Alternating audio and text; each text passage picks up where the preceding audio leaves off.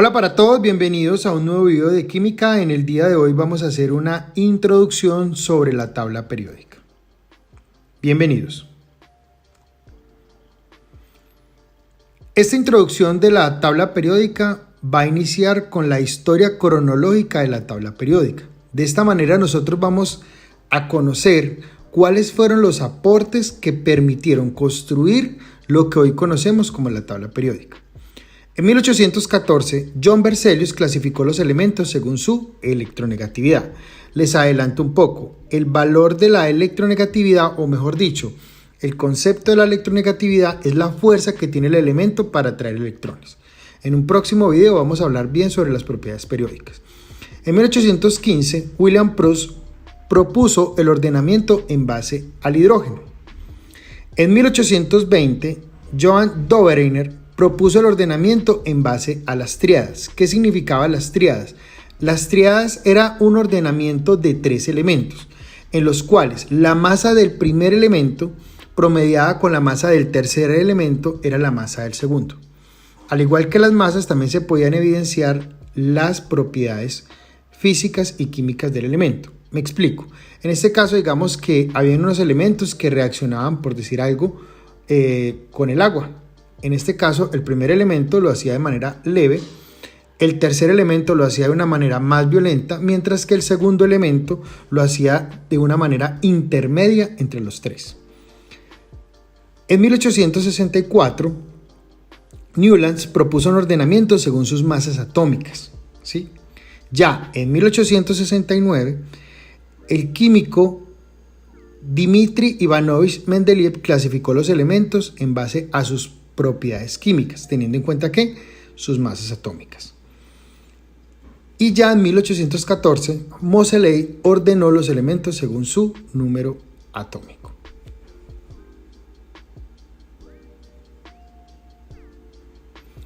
Bueno, seguimos con un proceso histórico de la tabla periódica.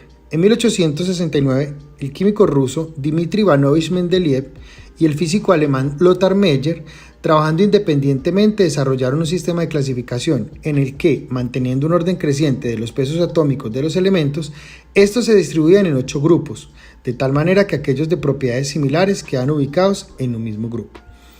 En este caso, todo este trabajo se le reconoce más a Dmitri Ivanovich Mendeleev. ¿Por qué?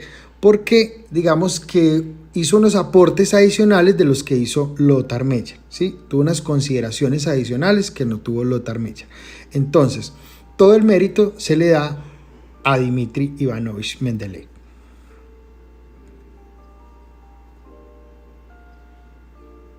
Bueno, aquí vemos algunos de los trabajos cuando estaban haciendo, digamos, el proceso de ordenamiento de los elementos.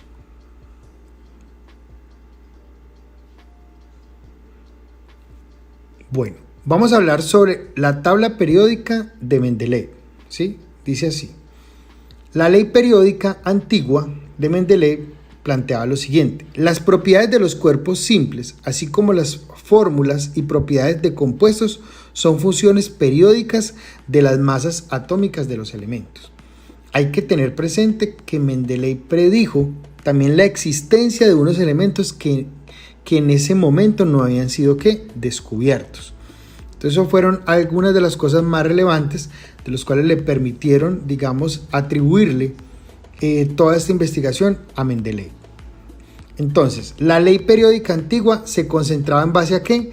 A las masas atómicas. Como les dije antes, Mendeleev permitió, ¿sí? Cuando él propuso este ordenamiento, dejó unos espacios vacíos, indicando que iban a haber unos elementos que tenían esas propiedades. Entonces, eso fue una de las cosas más importantes que hizo Mendeleev, ¿sí? Él predijo la existencia de elementos teniendo en cuenta sus propiedades, ¿cierto? Y por eso dejó algunos espacios vacíos. ¿Cuáles fueron esos? El escandio, el galio, el germanio y el tecnecio. Fueron algunos de los elementos que organizó, o mejor dicho, que predijo, ¿sí? La existencia de ellos. y los organizó dejando unos espacios vacíos. Ya posteriormente se encontraron esos elementos. ¿Qué pasó después? Dos elementos, el telurio y el yodo, no quedaban en orden creciente de pesos atómicos, causando algunas dificultades a Mendeleev. Posteriormente, se encontró que otros pares de elementos, como el cobalto y el níquel, presentaban este problema. ¿Qué indicaba eso? ¿Sí? ¿Qué indicaba eso? Que cuando nosotros organizamos estos elementos, vemos que todos los elementos estaban organizados en orden creciente. Pero estos dos, el telurio y el yodo, ¿sí?, en vez de ir aumentando, había un momento que disminuía y volvía a aumentar. Entonces, el criterio de organización que planteó Mendeleev perdió total confiabilidad, ¿sí? Entonces, ¿eso qué llevó? A que esa ley periódica, ¿sí?, tuvieron unos momentos en el que la gente no podía creerlo porque no era una ley que se cumplía en su totalidad de acuerdo al ordenamiento que él había planteado. Lo mismo pasó con el cobalto y el níquel, ¿sí? Que en vez de ir aumentando, lo que hacía era que disminuía y volvía y aumentaba.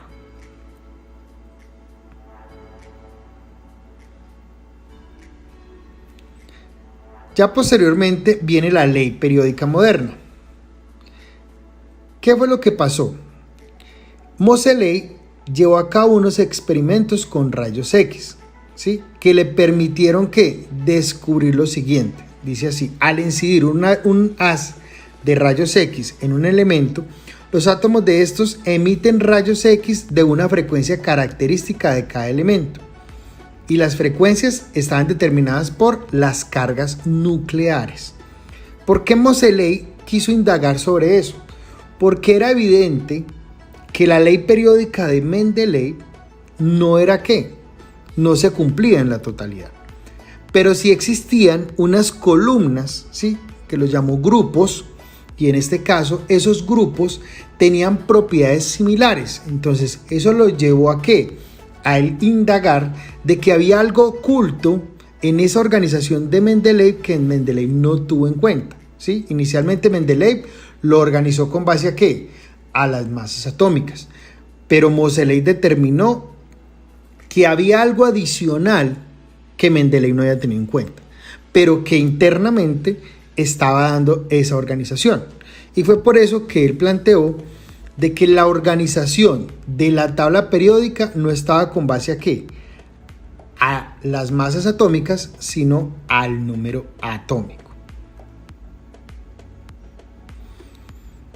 Ya viene la ley periódica moderna. Entonces, con Moseley se planteó lo siguiente: las propiedades físicas y químicas de los elementos varían en forma periódica con su número atómico, ¿sí? Entonces, aquí ya se rompe el paradigma de organización de las masas atómicas que planteó Mendeleev y se toma el de Moseley, que es el que tenemos hoy en día en nuestra tabla periódica. Y es el número atómico. En nuestra tabla periódica, los elementos sabemos que se organizan con base al número atómico. Recordemos que en el video de estructura atómica hablamos de que el número atómico es el número de protones que posee ese elemento en el núcleo.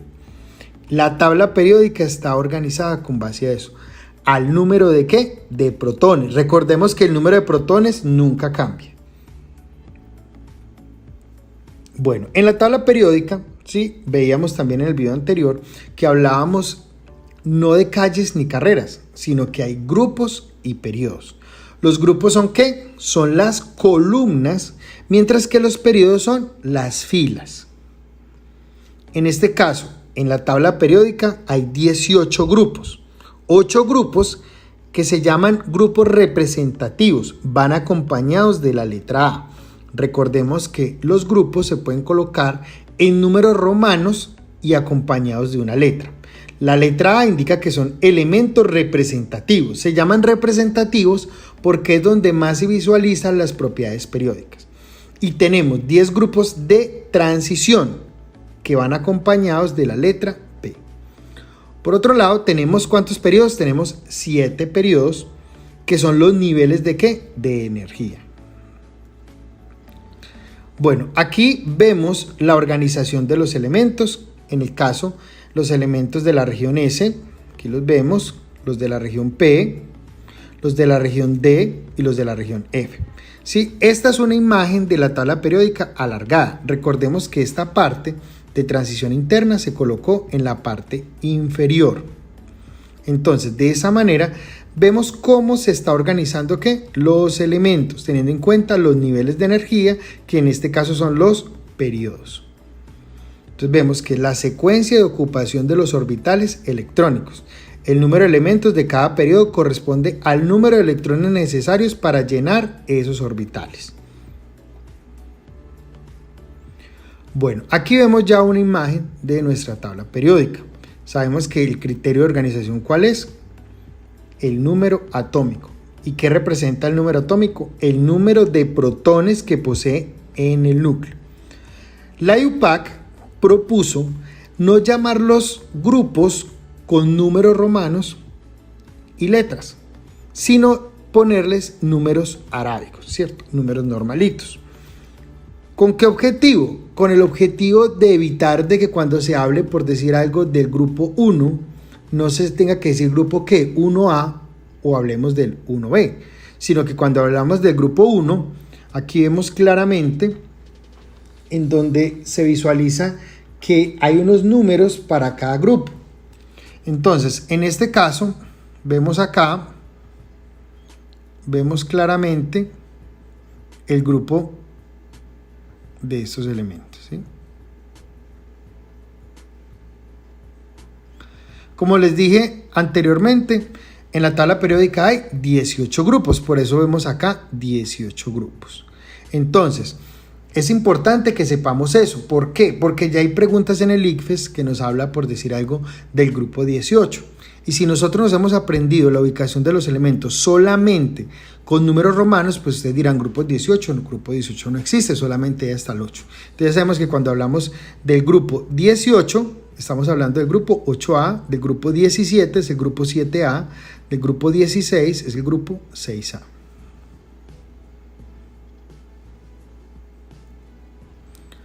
Bueno, como les dije también, en la tabla periódica existen unos grupos.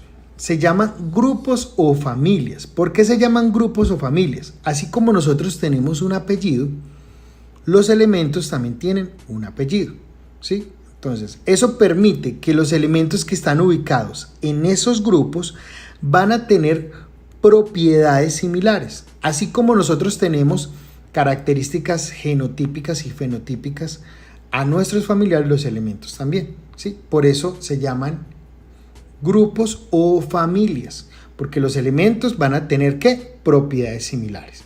Entonces aquí tenemos el grupo 1A, que se llaman los alcalinos, 2A, los alcalinotérreos, 3A, los térreos, 4A, los carbonoideos o carbonoides, grupo 5A, grupos de nitrogenoides, ¿sí?